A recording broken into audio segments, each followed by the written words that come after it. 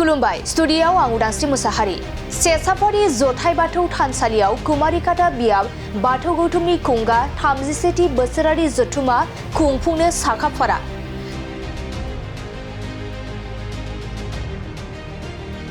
तामुलपुरनि बर'बाजार सेसाफारि जथाइ बाथौ थानसालियाव कुमारिकाटा बियाब बाथौ गौथुमनि खुंगा 37थि बोसोरारि जथुमा खुंफुंनो साखाफारा जाबाय।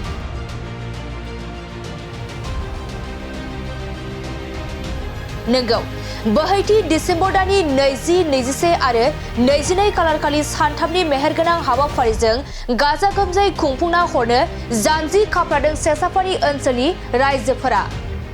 मख'नो गोनांदि 22 डिसेम्बर खालारखालि गेवलां मेलाव गाहाय आलासि महरै बाहागो लाफैगोन मिरु दुलाराय बाथौ गौथुमनि आफादगिरि परमेश्वर ब्रह्म, आसाम आयेनाफारि बुंथिगिरि बिश्वजित दैमारी, दुलाराय बाथौ गौथुमनि फोसावदिं आफादगिरि कान्तेश्वर बरगयारीजों लोगोसे गुबुन गुबुन गौथुमारि आफादनि दैदेनगिरि बिथांमोना लोगोसे कुमारिकाटा बियाब बाथौ गौथुमनि खुंगा 37थि बोसोरारि जथुमायाव दोलै नोगोरै बयखौबो बाहागो लाफैनो खावलायदों सेसाफारि जथाइ बाथौ आफादनि बुंथिगिरि बिरेन नार्जारिया।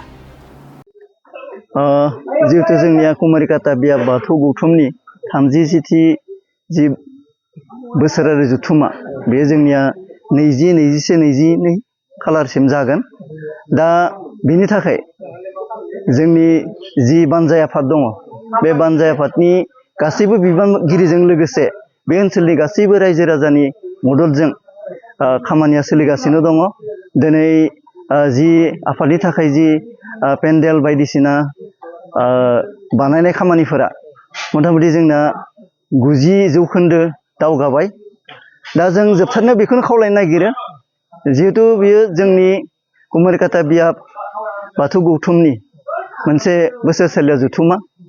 बे जथुमाखौ जोङो जोबोर गाजा गोमजायै मेहेरगोनां खालामनो थाखाय बे ओनसोलजों लोगोसे कुमारिकाटानि गासैबो रायजोफोरा गोसो मोदोमै खामानि मावबोदों आरो बे लेखानो जोङो बयनिबो हेफाजाब मदद लानानै नैबे जि कुमारिकाटा बियाब बाथौ गौथुमनि 37थि जि बोसोरसालिया जथुमा बे जथुमाखौ मेहेरगोनां खालामनो थाखाय जोंनि कुमारिकाटा दख'रानि अनगायैबो गुबुन गुबुन जायगानिफ्राय मानगोनां बाथौ धोरोमजों लोगोसे गुबुन गुबुन धोरोमनिबो फैनानै जाहाथे जोंनि नैबे गोथार जि बाथौ धोरोमनि सायाव जि मेहेरगोनां मोनसे सावरायनाय जि मोनसे गाहाय आलासि बिथांमोननि जि बिबुंथि बे बिबुंथिफोरजों जोङो जोंनि धोरोमनि बाथ्राफोरखौ जोंनि समाजखौ दैदेनलांनायाव धोरोमनि माबादि गोनांथि दङ, जोंनि इयुन जोलैखौ जोङो माबोरै दैदेनलांनांगोन, जोंनि धोरोमनि गेजेरजों जोङो बर' हारिखौ माबोरैहाय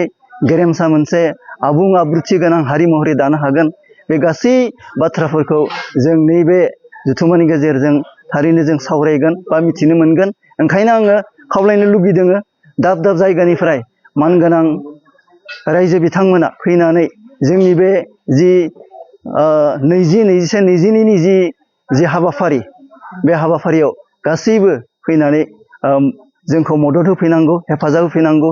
लोगोसे बिथांमोना जोंनि बेयाव फैनानै गासैबो हाबाफारिखौ जाफुंसारनायाव बिहोमा होफैनांगौ। बेखौ आं दिनै बे समाव रायजोनि जानानै गासैबो मानगोनां जोंनि रायजो बिथांमोनखौ खावलायबाय।